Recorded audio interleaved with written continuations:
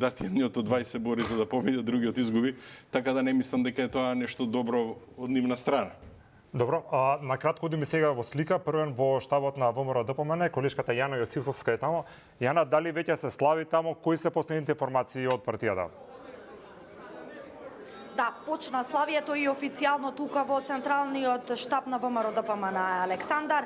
Со бакли, со песни и со музика пристигна во седиштето Орце Ѓоргиевски, секако со неговите поддржувачи, симпатизери кои што им се приклучија веќе на членството и симпатизерите кои што долу пред седиштето веќе слават, се пеат песни, секако се слуша разна музика, додека тука внатре во седиштето сите се веќе горе во исчекување на пресконференцијата на претседателот на ВМРО ДПМН Христијан Мицкоски.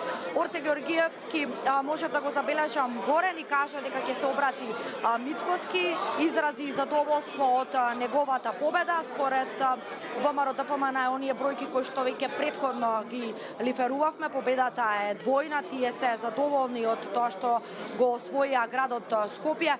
Секако во очекување сме повеќе детали и негово видување да даде и како што споменав Мицкоски, тука веќе се вжештува атмосферата, можам да кажам, веќе е гласно, победничка атмосфера веќе е прогласена. Од она што можам да сумирам претходно, исто така многу им беше значајно во ВМРО ДПМН, односно особена радост предизвика нивната победа, за сега според нивните информации во општина Брвеница, исто така се слави и во Кичево и во останатите општини ги издвоја аеродром, очекуваат победа и во Скопски Карпош, каде што беше тесно. Тоа е сега вака на прва што можам да го споделам од тука. Предпоставувам и од инсертите се гледа целото тоа славие. Секако ние и после пресконференцијата на Мицкоски, која што ќе најавиме штом почне да ја емитуваме во живо, ќе се обидеме и со слика и со тон да ви пренесеме атмосфера и од славието долу. За сега тоа е се од тука.